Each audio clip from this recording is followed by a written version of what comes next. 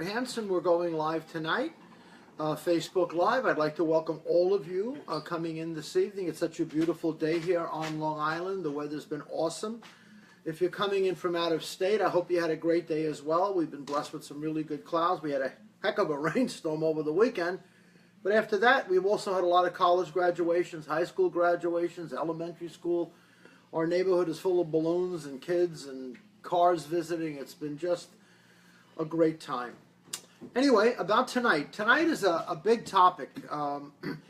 It's on the topic of dreaming and dreams. And being in the work that I am in, I always am asked about the dreams. Are my dreams real? Are my dreams a visitation? Do I get messages in my dreams? How do I know it's my brother coming through in my dreams?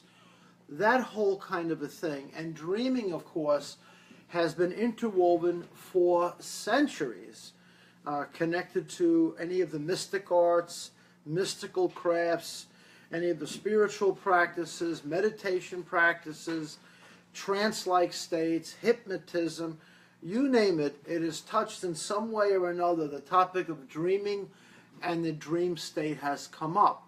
So tonight we're going to explore this a little bit more up front, a little bit closer, and try to help everybody here understand what separates communication in a dream, what is just a natural dream state. Some people have, in advance, have even told me that they don't dream at all. Some people say, I can't remember my dreams, I never dream. So there's a whole host of topics we're going to touch on tonight, and I'd like very much to welcome all of you. If you're returning, thank you so much. If you're a new person, I really appreciate you coming aboard. My name is Robert Hansen, and we try to do these workshops throughout the summer season. We have a next one coming up. Will be on July the 9th, and we'll talk about that towards the end of this evening. We have some really cool events coming up that you may think about attending or watching here on the screen. And please also remember, I'm on Instagram, I'm on Facebook. You can message me. I'm on Pinterest, all of those normal social areas that people are so popular with. Okay, so let's get started. You know, there was a nursery rhyme many years ago. I know you all know it. I know you all know it. It's row your boat gently down the stream. Merrily, life is but a dream. I don't know who authored that. I plead guilty. I don't know who authored it. I really don't. But even in that nursery rhyme, there is this term called life is but a dream. Whoever processed that little nursery rhyme, that little poem, was very much on it. In many of the spiritual cultures, in Buddhism, Taoism, American practice, Native American cultures, and so on and so on and so on and so on, the dream state is highly regarded. They consider it a doorway, a passageway to different interactions. Some people in certain cultures, I'm not suggesting it here, have used LSD, psilocybins, mushrooms, other stimulants of the mind to generate what we would often interpret as visions, dream states. Some people call them thunder visions. All of this, you know, and depending upon where you're raised, depending on your culture, depending on your background, some people may make it a big deal, some people may minimize it. So we're going to explore this. So I just alluded to that little nursery rhyme that life is but a dream. And as I also just mentioned, in Taoism and Buddhist Confucianism and Zen practice and Tibetan Zen and all of them, they often refer to what we call the state of illusion. The state of illusion, based upon spiritual practice, meditative studies, and so forth, is pointing their finger directly at the human condition, which is primarily, for most people that inhabit this globe, we respond to our relationships, to our family, to our friends, to our pets, even to ourselves, of course, through the vehicle of thinking, which triggers emotion. These are the two big boys on the block. And when we are interpreting out of thought, and when we are interpreting out of emotion, which is triggered by thought, in addition to the conditioning, and as I mentioned before, the way we're brought up, and belief systems, and all of the rituals, and all of the practice, and all of the pastors, and all of the gurus, and all of the rabbis, and all of the teachers, all of that, constantly injecting these eyes into our head, we form not only an opinion about life, but we tend to look at life the way we have been taught to see life, taught to see it. And that is why when you see something brand new for the first time, or you watch a beautiful little baby, you know, most of you know I've had a granddaughter in the last 18 months, and I'm watching her now discover a rabbit. She's discovering birds. She's discovering different dogs. She's discovering what it's like to walk in the snow. All of those kind of things. And those people, those little tiny ones, they are absolutely in awe of the experience, because for them it comes across as a brand new, fresh experience.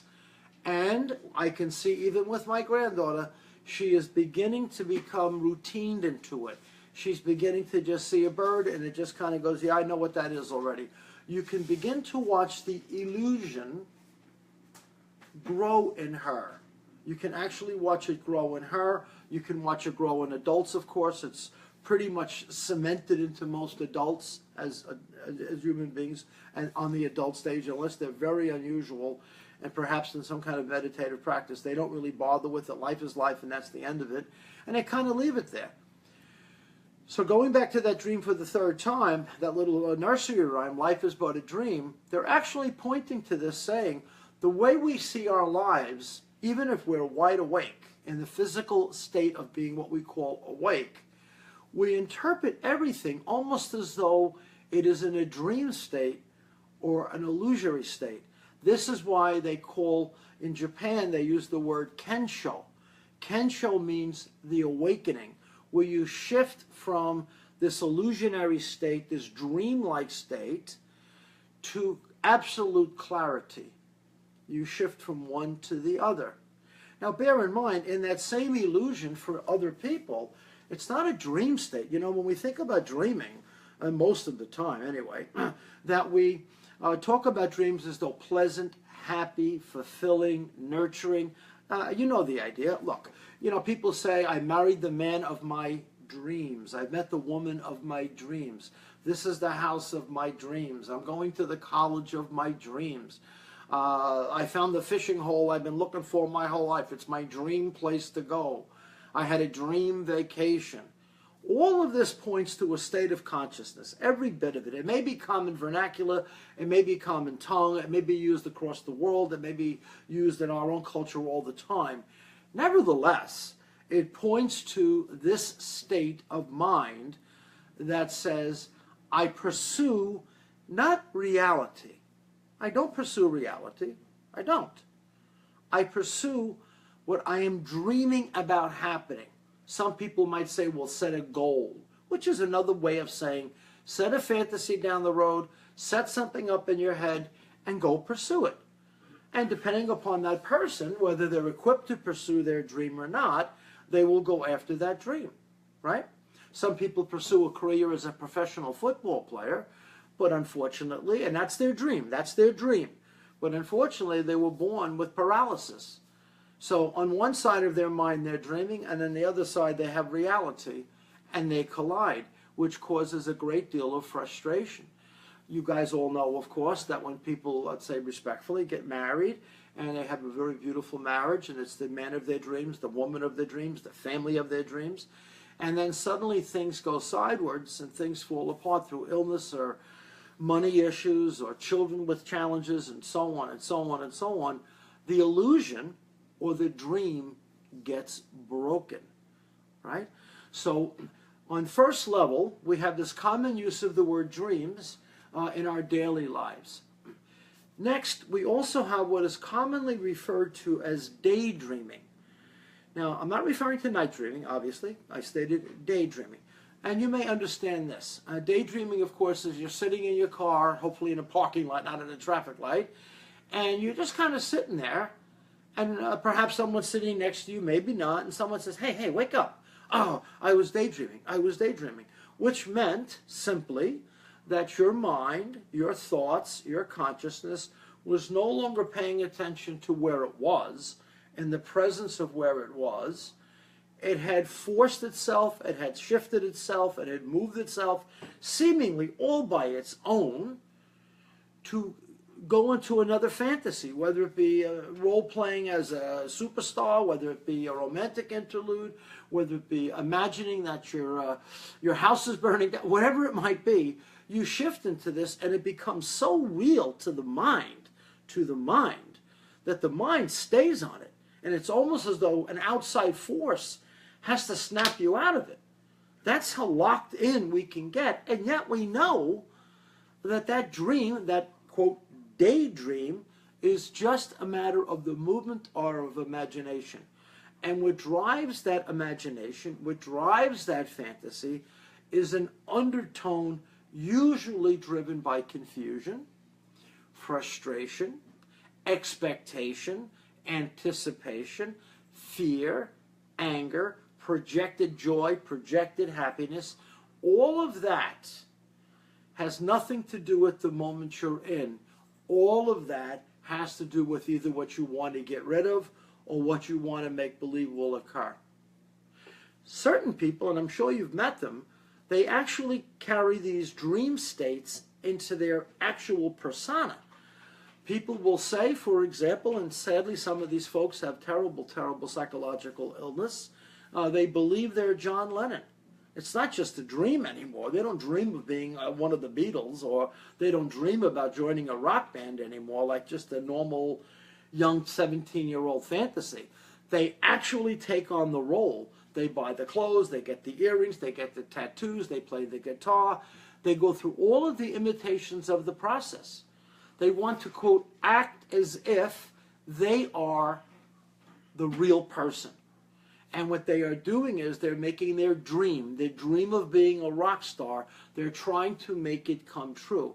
And if you ask people who really are rock stars, and I know one or two in my time, what they thought was going to happen to them, they never expected the road they were going to go on. Never, never, never, never. It just opened up on its own, all the experiences, all of the insanity, all of the fun, all of the travel, all of the fans, all of the money, all of the drugs, all of the trouble, all of the arrests, all of that stuff too came with it in a way in which their fantasy, their dream state, was kind of a mix between dream and hell at the same time. Now, if you're just coming in, I want to welcome you. My name is Robert Hansen. Tonight we are doing a topic about dreaming. We're just touching at first and on the dream state. I also want you to let me know, please, where you're coming from, where you're coming in from. If you're visiting Long Island for the first time, or if you're just visiting us for the first time, let me know. I'd love to know where you guys are. If you've done it every week, do it anyway. And by the way, if you have questions a little later, if you want to shoot something through on the Facebook site, I will be happy to address whatever questions I can take on. Okay, so welcome aboard, you guys. And we're just talking about the fantasy of dreams. So fantasy, illusion, and dreaming are almost first cousins. They're almost first cousins. When most people, as we talked about a few minutes ago, when most people talk about dreaming, we're thinking about nighttime dreaming. That's what most people do. It's a very rare person, I mean very rare person that I meet. I probably could count them on my hand in 20 years, that have said to me, I had a daydream about my father, and he has come through. They may have said, I had a feeling my dad was around. They may have said, I think my dad is around. They may have said, I heard a song on the radio that reminds me of my dad. Those kind of things. But very few people use the word, I daydreamed about my father. When it goes to the nighttime, it's different, because their general switches are clicked off, and now their mind is totally absorbed in what we perceive to be the dream. Okay, so we're going to shift a little bit off of this daydreaming mentality, which is very powerful. And I just want to touch on this before I leave you guys on this piece. As I said a moment ago, there are people who have different levels of this. There are guys on Wall Street. There are police officers. There are soldiers. There are movie actors. There are guys that own delicatessens. There's the average housewife, the average person that is always dreaming about something in the future. They are. They may have also what we would call reminiscent dreams, where they're kind of laying back and thinking about the good old days, that kind of a thing. When people think about the sorrow of the past or the sorrow they're in right now, they don't call it dreaming.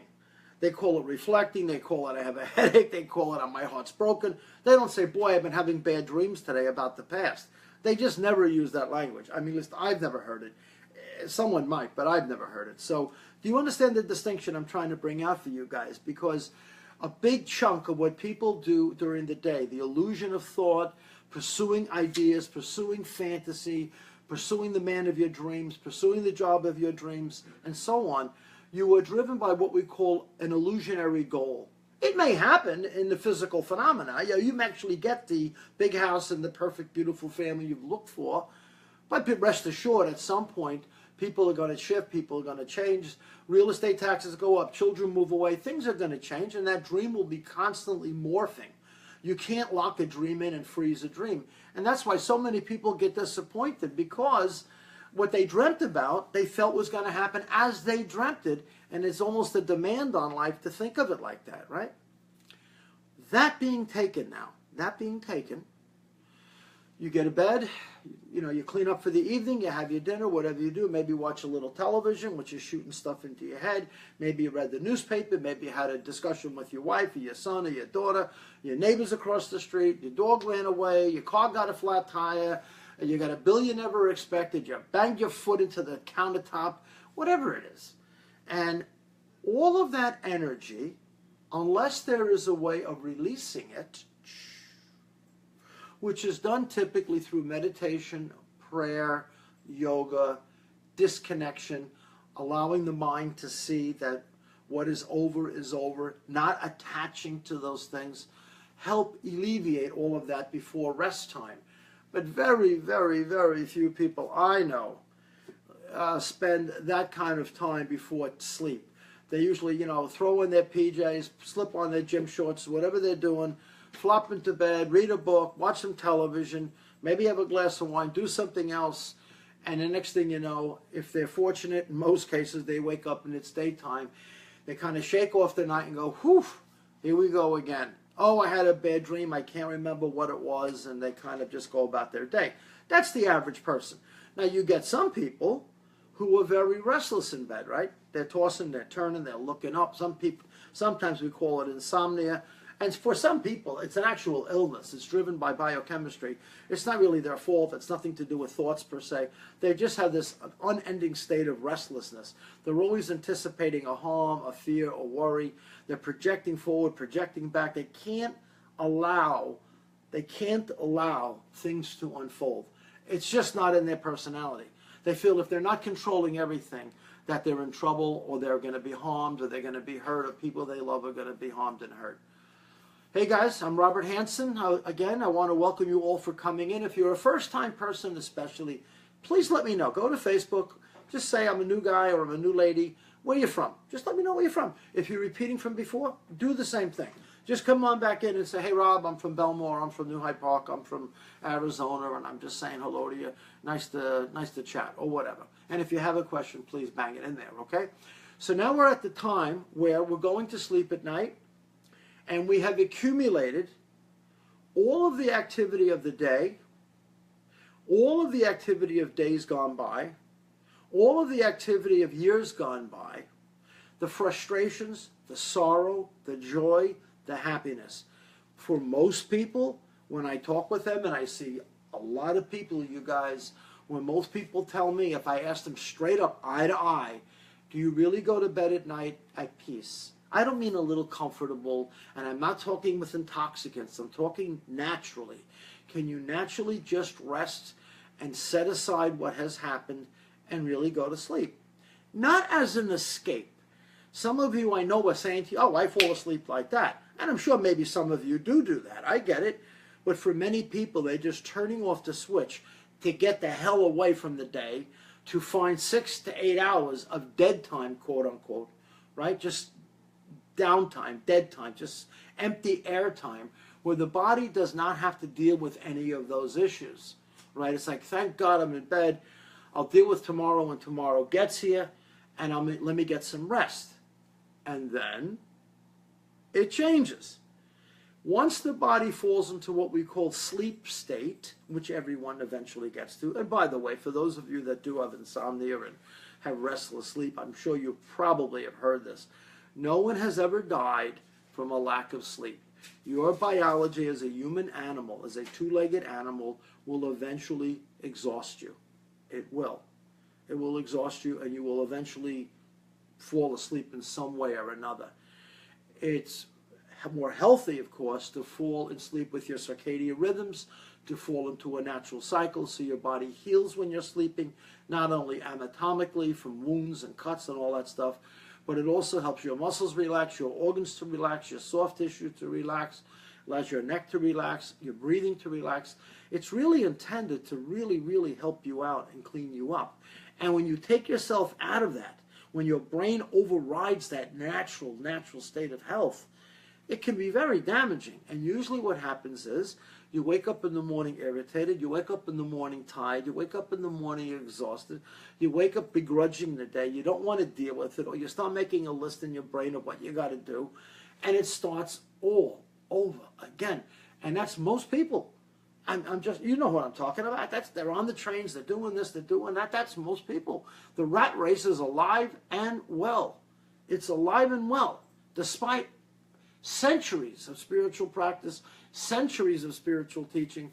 The rat race is alive and well. So here you are laying down as a member of the community of the rat race people, so to speak, and that's not a derogatory statement, it's just a common one, and you try to get some rest, you close your eyes. Now, psychiatrists, doctors, physicians, neurologists, and so on and so on and so on have all determined that at a certain period after we enter the sleep state, and they have delta waves and alpha waves and gamma, all these different things. I'm not getting into all of that, nor am I an expert in the the brain waves of the mind, delta waves and all that stuff. But I think you know what I'm talking about probably a little bit. But then they recognize that at some point the brain enters a different state. They know it does. And it's known as the dream state. They call it the dream state. They don't normally call it the nightmare state, despite the fact people do have, in some cases, horrific nightmares. In other words, the dreams are not pleasant. They're not just wishy-washy. They're not just gray shadows floating through your head at some point. They become powerful. They drive home a fear. They are accelerating. They wake you up out of your sleep. You have anxiety. You're sweating. Your legs are shaking. You have a hyperventilation of breath. You're looking around the room. You're flipping the lights on. You're walking into the hallway saying, oh my God, what the hell was all that all about? That kind of a thing. And for some people, they deal with that on a daily basis. Some of our great, great American heroes coming back from war go through this all the time. These poor folks have this PTSD, which is extremely troubling. And God, we need to help these guys. I think you know about my background as far as my feelings about the red, white, and blue and all of that. These guys need our help, the great veterans, of course, police officers, firefighters, children who've been raised in terrible, terrible situations, grow up dreaming not normal stuff. They're not dreaming about, going to Disney and having barbecues. They're dreaming about not being beaten again and not being burned with a cigarette again. They have nightmares constantly. And they see the world in their sleep and they see the world when they're awake the same way. It's one big spooky place. Some of the elderly that are in nursing homes and people terribly sick and parents who've got sick children and they can't escape the terrors at night. So when we use this word dream state, it's not just dreaming. It's also a processing of these nightmarish events as well. Okay? Okay. And I think you all understand what I'm talking about. And if you don't have it happening to you, it's happening to somebody you know. And have compassion for them because they're really struggling. They don't have, when you're in sleep state, when you go to sleep, you don't have the distractions of the world. I can't flick on the TV. I can't go for a walk. I can't go play with my friend Danny. I can't take my wife out for lunch. I can't do it. I'm stuck kind of like in this little box, as it were, this dark shadow box, and my brain is doing what appears to be whatever the hell it wants. Now, scientists know this is happening because they can actually see your eyes. Your eyes actually move. We call it REM. If you have never heard that, it's REM. It means, in translation, rapid eye movement. That is when the doctors that observe this kind of work, the neurologists in particular, sleep study people, observe these things, and they say they have entered now the dream state, which means the mind has shifted back into another level of illusional clarity. I want to be clear about this. Illusional clarity, meaning this, that all of the illusions throughout the day, all of the fears, the anxieties, the wants, the expectations, anticipations, the failures, not only of yesterday, of this morning, of tonight, all like I talked about before, the brain processes this. Now, for some people, they like to use the word superior consciousness, regular consciousness, higher consciousness, lower consciousness, subconsciousness. They kind of break consciousness down into these segments. That may be good for a psychiatrist. That may be good for somebody that is trying to come from a scientific angle, how to explain these states of the mind. But folks, there is one level of consciousness, that's it, and that level of consciousness either has clarity to it or it has confusion to it. That's it. But my point is that let's use for typical vernacular, especially if you're perhaps a psychologist watching or a doctor watching or whatever, we can debate this, of course, but the key is that I think we all are in agreement that there are things that process to us and either causes too much pain, too much wounding, too much sorrow, too much hurt, too much fear, and we drive it under the surface of our thoughts. This happens all the time throughout the day. We distract it, right? We have distractions. Television, movies, job, kids, dogs, alcohol, drugs, whatever it is. We don't want to think what we're thinking. We want to change it. We don't want reality, or we don't want the fake or these harsh illusions to bother us too much, so we squeeze them down. And we think that they go away. Oh, no, they don't. They are planted in your soul. They're like thorns in your head. And it's like driving seeds into the core of your viscera, into the core of your mind. And like everything else that you plant, there was a fellow by the name of the Christ, he would say, as you sow, so shall you receive. Right? As you sow, so shall you get, basically. He wasn't just talking about planting seeds in the furrows of a field. He was talking about thoughts, the induction of how you conduct your life. And if you drive all negative thinking in, if negative thinking comes and you don't know what to do with it, if fear comes, you don't know how to handle it, it begins to accumulate like this, like rising tides, like a storm. And the brain feels it. The brain says, I should not be holding on to all of this. This is not just memory. This is painful memory, joyful memory mixed together, and the brain is in a state of confusion. Because the brain's function is not to necessarily deal with this old stuff. Yes, it does have a role in it, but the brain is to function in the joy of the present moment. That is what we talk about when we talk about being free. And so your mind, your clear brain can operate here and now in its beauty, in its sacredness, in its spiritual presence. And that's what so many spiritual teachers try to get you to do. Learning how to breathe, learning how to do meditation, learning how to do yoga, learning how to get your chakras aligned. There's always some angle of trying to get this balance. Going to church, going to shul, going to an ashram, going to a yoga community. Because what brings people to that is this sense of imbalance, is this sense of uneasiness. They seek it because they know something is chattering inside and they're looking for this to get quiet. But if you don't take those steps and you ignore those things, it's going to build. So the brain says, almost like you're drowning now, the brain says, I got to discharge. I got to get rid of some of this excess. Otherwise, I'm going to snap. And for those people who don't discharge it, they do snap. Some sadly, end their own lives. Some cause terrible harm, murder, wounding of others. Some become completely caught up in a psychological place they can't get out of and they have to be hospitalized, sometimes for life. All of these different things can arise. I'm going to continue with this. My name is Robert Hansen. Welcome. This is our Facebook chat here on Sunday night. And we normally start at 7:30 like tonight. We'll be doing them intermittently over the summer. I'll announce the next one before the end of the evening for you. So if you're brand new, welcome aboard. And if you're just coming back, welcome aboard again. Please let us know where you come from. It's always a pleasure to have you guys. Okay? So now you're laying down, you're in the REM state, your eyes are chattering away, and they can actually watch your heart rate change. They can watch your breathing change. They can see the sweat forming on your hands and arms and legs, perhaps. They can see your body tossing and turning. They can watch it all. They can watch it all. Now, back in the day, when you didn't know what the heck was going on, you didn't know what was going on, what was causing all of this, and you're back in the dark ages or in the earlier periods of the approach of the psychological mind, people would say they're being invaded, this is foreign people, this is dark ghosts, this is vampires, this is other souls, this is this, this is this, this is this, all generating this sense of being under attack. They thought dreams were like an attack. And then, of course, there were other people, shamans and sages and so on, who said, oh, no, no, no, no. These dreams are like messengers. They are guiding us to something, right?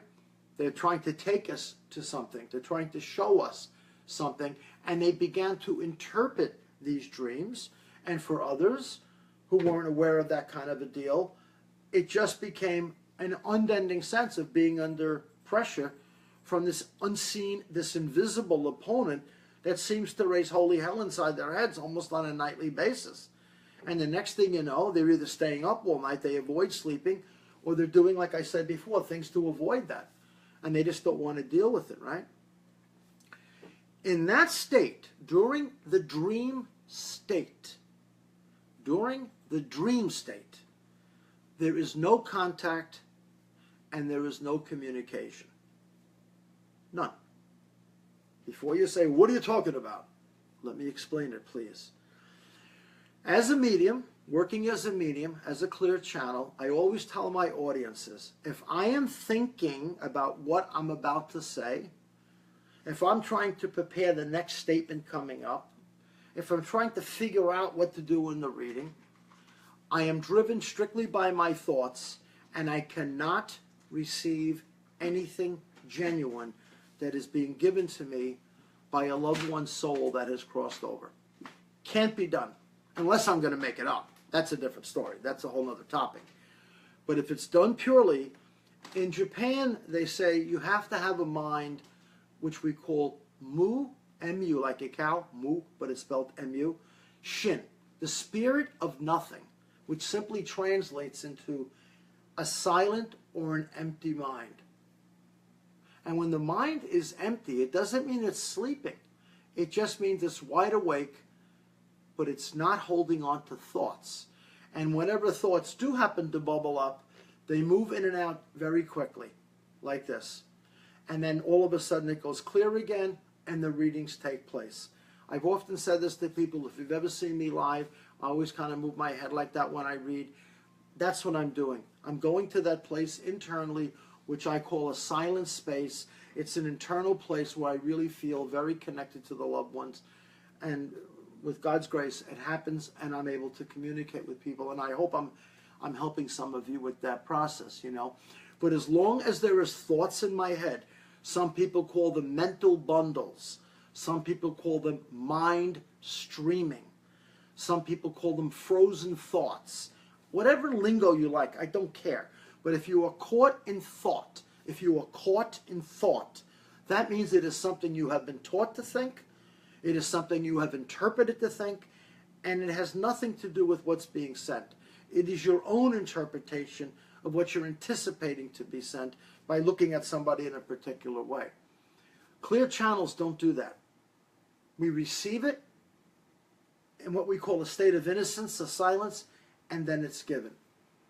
So in that state of reading, that state where visits really occur, dreaming is not happening, because dreaming is based on thoughts, our own thoughts. Stay with me though. In the dreams, depending upon the level of consciousness of the person, how well their memory is, how much they reject things, Some people have amazing memories. I think you guys know this. I mean, there are people that could read a book from cover to cover in one time and remember every word. They have like photographic minds. And then you have people who can read the same book 25 times and can't get past the first page. It's not a defect. It's not that they don't want to pay attention. There's just a piece in their mind that doesn't allow them to remember certain things in that forum. They remember other stuff differently, but they may not remember in that forum of reading, for example. And there are people who dreams bother them. It makes them restless. They're trying to get rid of them. The mind doesn't want to hold on to them. It doesn't want to, because its experiences over a lifetime have usually not been pleasant. And when the brain says, uh-oh, here comes another blankety-blank dream, here we go, the brain starts to defend itself. And one of the ways the brain defends itself is by negating memory. If I don't think about it, I don't feel it. Did you hear that one? If I don't pay attention to it, it ain't happening.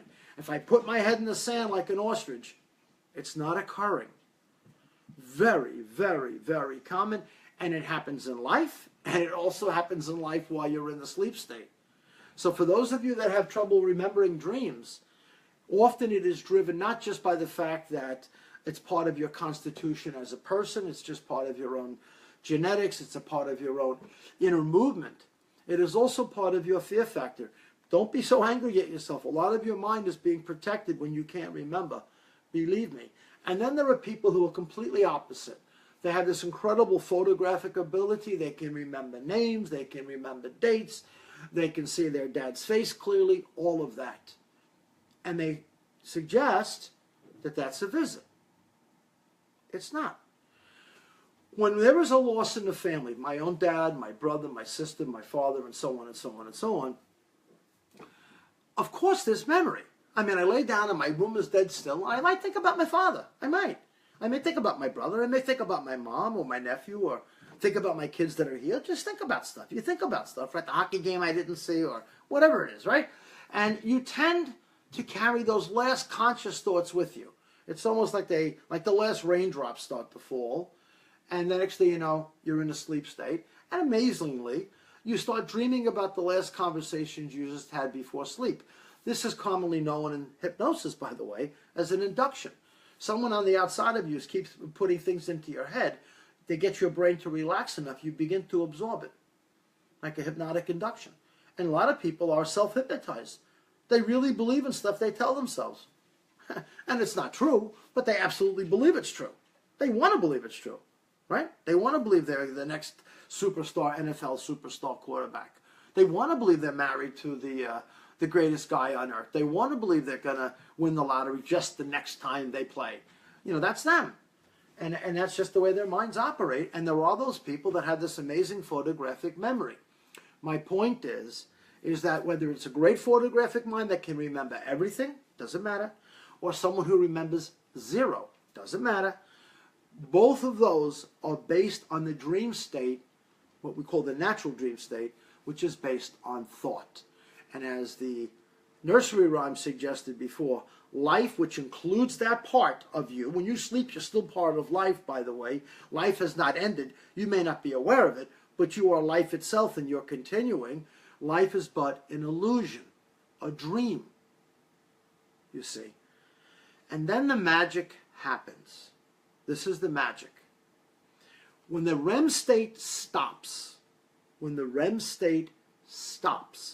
and you enter into that place of complete silence, that is the point between the REM state stopping, where you quote say internally, my dreams are over. Whew, like that. Or you woke up from the nightmare and you're kind of anxious to go back to sleep, and you go back to sleep and you don't seem to be disturbed again by the nightmare. In other words, the mind has cleaned itself out enough that that nightmare goes away. In profound challenges, again, I mentioned the PTS fellas, right, and the young ladies that serve our great country, and they've had experiences most human beings wouldn't want on their worst enemy, and yet they stay there and defend our great country, right? Let's call it what it is. And they see some horrific stuff. It may take hundreds of hours for that to process out. And for some of them, sadly, the mind becomes so fixated, it never does. They stay stuck. It's like an amputation permanently of a part of their mind. You know, like someone loses an arm, they lose a piece of their mind, so to speak. They're not crazy, they just lose that piece. They can't get it back. Like you can't get your arm back. You can replace it with something else. You know, they can replace it with an alternate thought, but they can't get it back. It can't regrow like this can't regrow, you see. But that's fortunately is dealt with by some great doctors, and we're really trying to help these guys in most cases, I hope, right?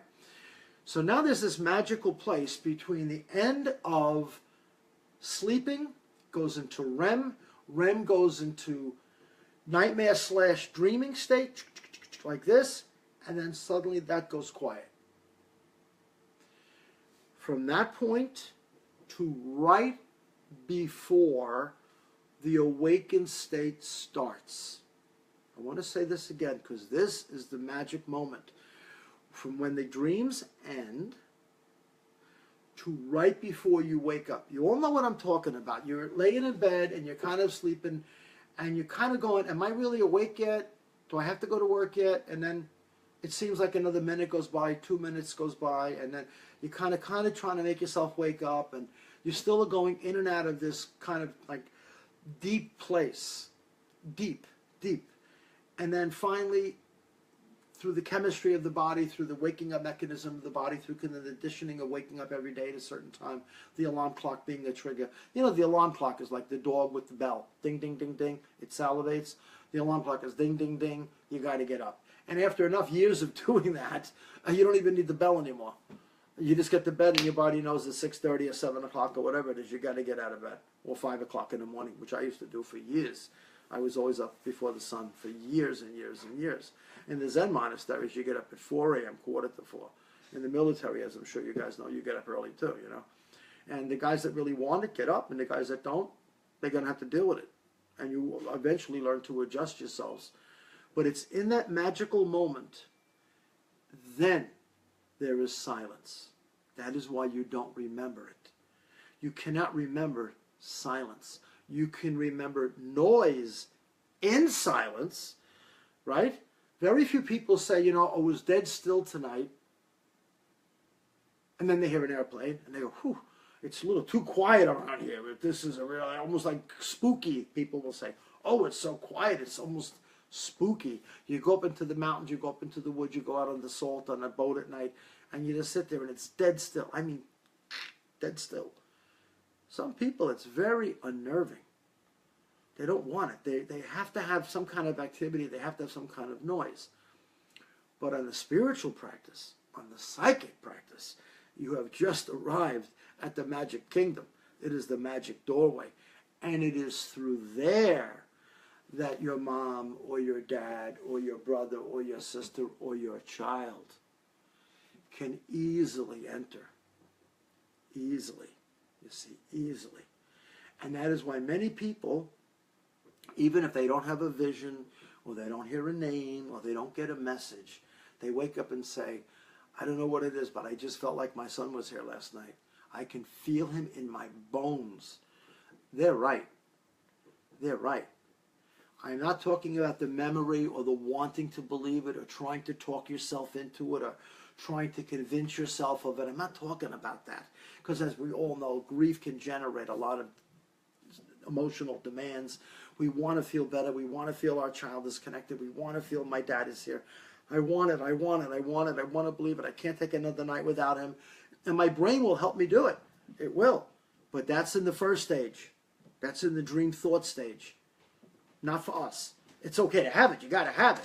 But don't look for that venue to give you the contact that we're talking about now, which is the core of tonight's class, you know. So I'm going to talk about now how to get ready for that. So before we do that, again, I want to welcome people. Let me know where you guys are from. I really would like to know. You know, we get so many great people that listen in, view in. I know it's a Sunday night. I know it's a summer night. I know it's beautiful out. For those of you that were kind enough to be a part of tonight, I thank you so much for being with me. So please let me know who you are, if you've come back before, if you're brand new, if you're just visiting, if you like it, you don't like it, whatever it is, just let me know. I have no, either way, I'm very content and I'm very at ease with whatever you're comfortable with. Okay, and we're about to take questions in a few minutes. Now, How does one prepare to enter into silence? How does one do that? How does one do that? You cannot do that when you're in sleep. You can't do it. You can't do it because your mind, quote unquote, is not in your control. If your mind, quote unquote, was in your control, which is very rare during the day too, by the way, if you think you're in control of your own mind, try holding on to one thought for 20 minutes without thinking about anything else. Try it. Try it for 1 minute without any other thought interrupting you. You'll find out very quickly who's the boss. Your brain and your thoughts will take over almost anything. And depending upon what that brain and those thoughts want to tell you and jack up your emotions, it'll control your behavior. You'll interpret people, you'll interpret places and things all day long. That's why it is crucial, not a little bit important, but it is crucial to develop some movement of learning how to relax your breathing, learning how to calm your body down, learning how to physically discharge your stress, whether it be through soft exercise, a swim in the pool. I don't care if you're sitting in the chair and you have a tough time moving. Move your neck, take deep breaths. If you can, wiggle your fingers, wiggle your toes. Bring your consciousness back to your physical form. Once you do that, I want you to tune in to the overall sensation of being alive. Now, this is very important. If you're here tonight to learn how to make contact in your dreams, this is very, very important. Unless you want to pursue fantasy, I'm not for you. I'm not for you. I'm not here to tell you all these magical things. I want you to see it clearly. This is coming out of many traditions of meditation and so on. So when you start to really tune into the body, if you're having trouble tuning into your own body, just feel what it's like to feel your hand. Feel what it's like. I mean, just to really intimately pay a connection to your legs or feel your air moving in and out of your body. Become body sensitive, body aware. Right? Become body aware. Try to do this about a half an hour before you go to bed, whatever your rest time is. If you're telling me you're too busy before you go to bed, you're too busy. If you're telling me you don't take enough time to prepare to go to sleep, change it. Sleep is one of the most important things you're going to ever do. It takes up 1/3 of your life, 1/3 of your lifetime. If you're 75 years old, dreaming will be 25 years of that. 25 years of dreaming, right? And whatever age you may be, hopefully you have many years ahead of you. It would be very nice to be able to go into your dream state differently with a whole different angle, other than what you've been taught to do since you're a little person and have no idea how to change a damn thing and looking for hocus pocus to do it. You do it. Not me, not some other person telling you how to do it. You do it. I can point to it for you and I can explain how I do it for myself, but at the end of the day, this is up to you, not for some psychic to give you. It's up for you to do it. This is your soul. This is your mind. This is your body. Stop giving it away to other people, please, right? So you relax, you sit still, you feel it. Excuse me. You feel it. You sense everything. And then very gently, easily, be easy on yourself, be kind to yourself. Bring your attention to your breath. Just start to breathe in and out very easily, very relaxed, very calm, very settled, very controlled. And do that for about 8 to 10 minutes. I do this every single night with an extra 20 to 25 minutes of yoga and breathing and stretching and flexibility 7 nights a week. 7 nights a week. And some of you may know I had my knee replaced about 4 or 5 weeks ago, and even in the hospital, I was doing it in bed with my leg up. I did it in bed. I did. I just relaxed and laid there turning the TV off rather than being hypnotized by some stupid game show all day long. I took the opportunity to utilize it like a private Zen chamber, so to speak, and I just took advantage of it. I wasn't going anywhere. Food was nice. People were great. I said, please pull the curtain. I need a half hour. Prepare yourself for sleep. Prepare yourself. It's like you prepare yourself for a wedding. It's urgent to do this. So once you relax the body, once you get the breathing done, then you start to discharge in the awakened state, a lot of this inner trauma. It starts to discharge. You may not feel it, but it is. And as you begin to enter more of what we call the now, the present moment, the conscious tense, the conscious place, you begin to focus on the now. And when you focus on the now, all of the thoughts of the past dissolve. Magically, as you go into the dream state, go into the REM, that will do this. Give it a couple of days, a couple of weeks, but you got to do it every night. Just like I practice my psychic work every night, or people pray every night, or people lift weights every night, or people write every night. Whatever you do, make it part of your night. And you will rapidly see, not over a long time, rapidly see a shift in your dreaming from unpleasant to kind of calm and not so bad. You'll start to sense a memory shift in your dream state, but more magically, more importantly, more beautifully, silence will come to you all by itself. And when it does, your mom, your dad, your brother will say, hallelujah, my son, my daughter, my wife, my brother finally has someone told them how to enter into silence before sleep. And I can come to you. And when they come to you, they can come to you in images, in vibrational tones, in loving messages, in caressing, in sounds, in touch. They can actually push against your skin. You can get the whole show, because all that's missing from them is their physical phenomena. But their consciousness finally says, it's a window. Hallelujah, this window's open up. And you know what you've done? You have become your own medium, and you don't need a guy like me. You don't. Once you understand how to do this, you're free. I will help you get there. Just give me a chance, I'll help you. Okay, I'm going to take a few questions. All right, here we go. Pardon my glasses here. I'm getting old. Chelsea commented, I have had dreams for clients. I read the next day. What's up with that? Well, Miss Chelsea, let me say this for you. There are people that suggest to me that they almost have like a precognitive or a pre-advanced information about a reading in the next day or something along these lines. Well, there's a couple of venues with that. In some extraordinary, and I mean extraordinary cases, the soul senses the window of the psychic, the soul senses the window of silence in the psychic, and the soul senses that psychic is about to see their loved one in a very short amount of time, perhaps the next day. I have heard of it. It's happened to me maybe once in my 23 years, but very rare. But people claim it to be true. I'm not going to sit here and say you're receiving it or not receiving it. I don't know you. God, I don't know you at all. But if I know I'm seeing a client in the morning, it tends to activate something in my head. Not for me. I don't do that. I walk in the front door of my office, and that's it. I walk into a restaurant, boom. I have no ideas what's going on. I don't even think about it. I'm playing the radio. I'm listening to a ball game. You know, then before it, I do my prayers and meditation 15 minutes prior. That's it. I don't do any of that stuff. Nothing keeps me up at night. I don't worry about any of that jazz. I just don't.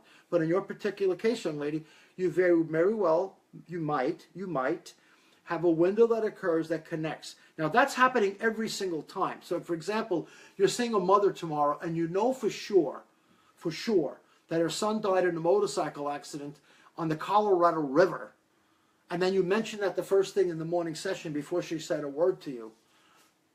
You are extremely gifted. But if there's a little piece or a little segment that's trying to fit its way into tomorrow's reading, that's kind of a projected thought, a projected idea. And a lot of mediums claim this, but it has to be done under scrutiny. But that's basically what that is. Michelle commented, let me just put my glasses back on here.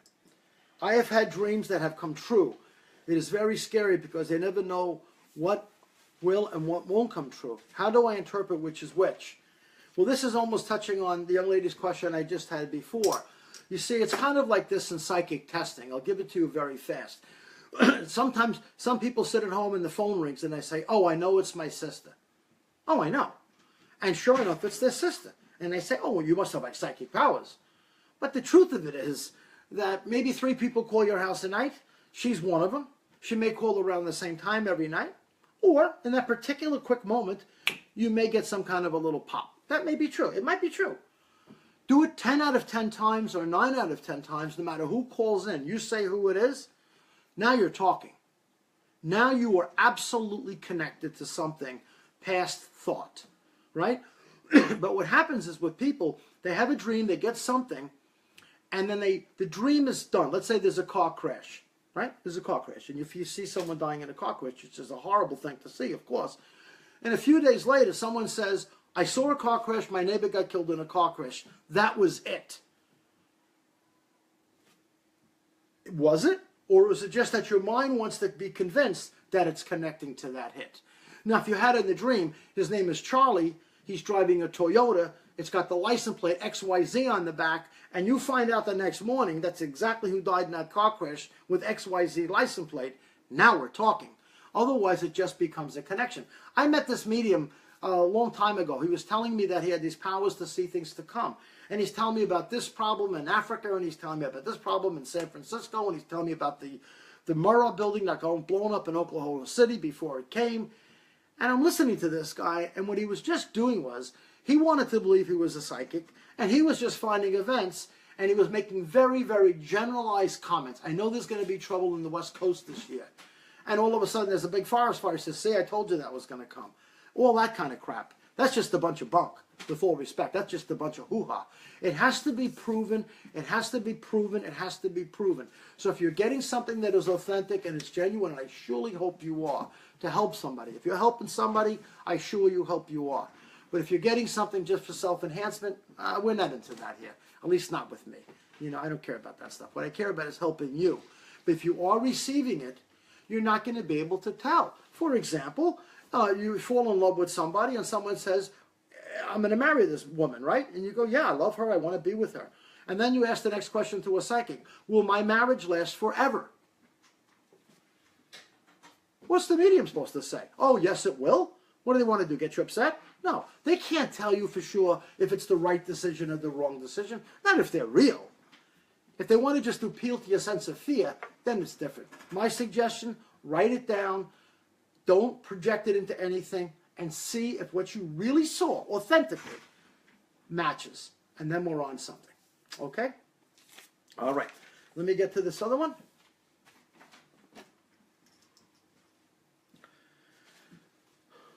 Can nightmares happen to you, warn you of something happening, or is it your subconscious warning you? It is always your subconscious warning you. It is, oh, Miss Sabrina, excuse me. Sorry, her name is Sabrina. Sorry, Sabrina, I didn't catch your name there. Miss Sabrina, nightmares are always, and I shared this earlier in this session, nightmares and dreams are a result of conditioned thinking. They are not injected from an outside source. That's back in the witchcraft days.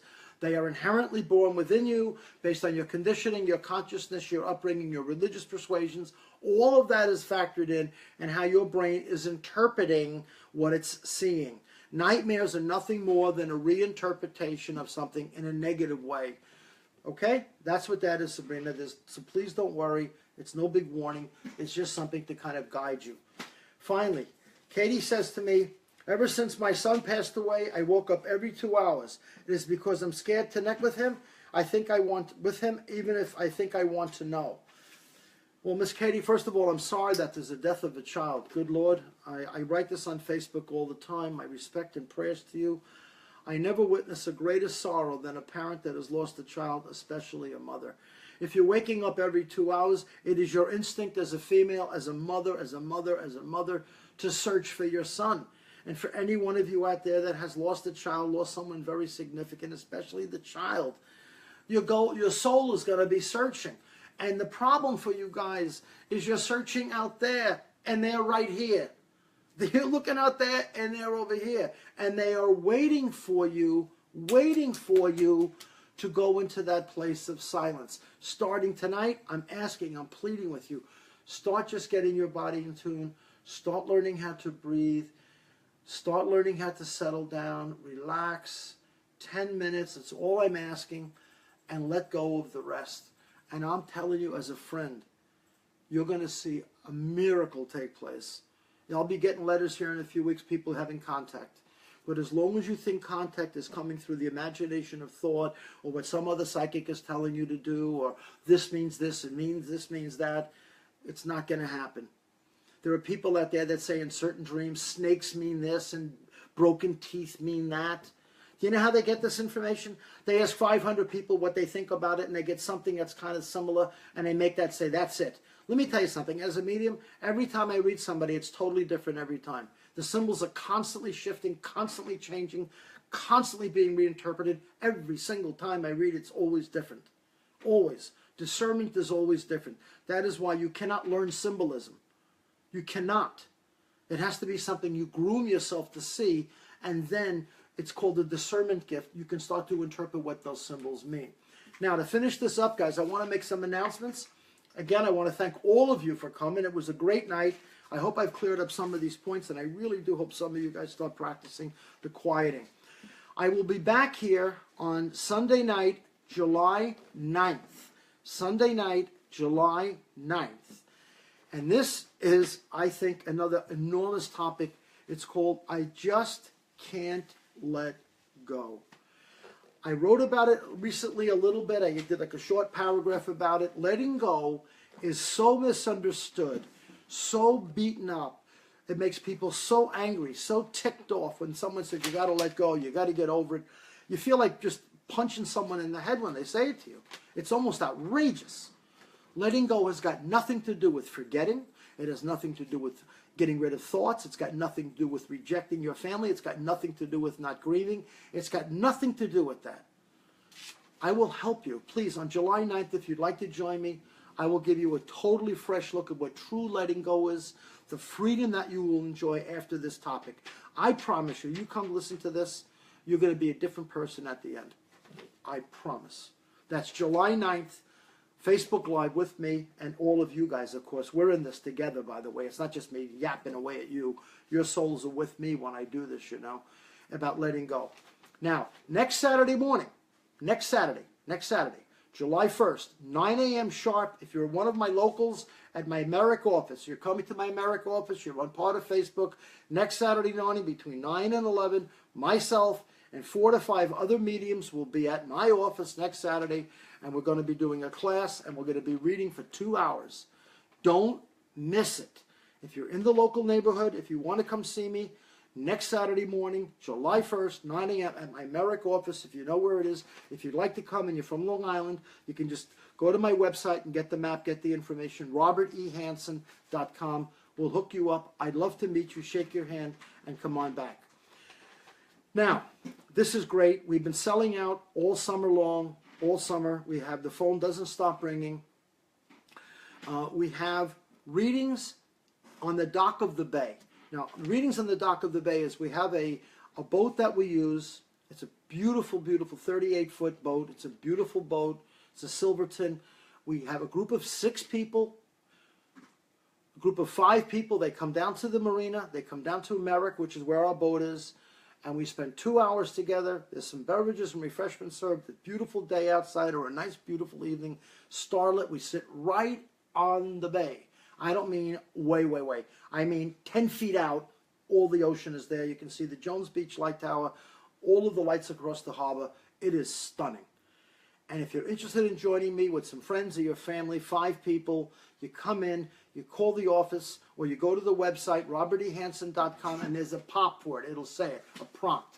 Readings by the Bay, that kind of a thing. And you can sign up, and you can make an appointment. It is called Readings on the Dock of the Bay, July the 10th. Okay, July the 10th, Readings on the Dock of the Bay. Just make the call. Okay? July 12th. I'm sorry I'm giving you all this last minute stuff, but I want to make sure we get it all in. July 12th, that's in July, not now. This week's Love Never Ends, Wednesday morning, Wednesday night. Sorry, it's sold out. We can't squeeze any more people in. So many people have been asking to come, but unfortunately we don't have the space, so I can't invite you to that. I don't want to set you up to let you down. July 12th, Love Never Ends, 7 p.m. You have to go online and register. We're just beginning to book for that. It's about 3 weeks out. Don't miss it. Finally, on July 15th, at my office in Merrick, July 15th, I'm taking another group of 6 people to my office, similar to the boat, but not on the water. This is in my private office, just me in my private office. It's called the Circle of Spirits at my office, July 15th. Once again, go to the website, robertehansen.com, and it'll give you all that stuff. I'm sorry for that little banter at the end, but it's important we get this stuff out to you guys because we get so many phone calls from so many people.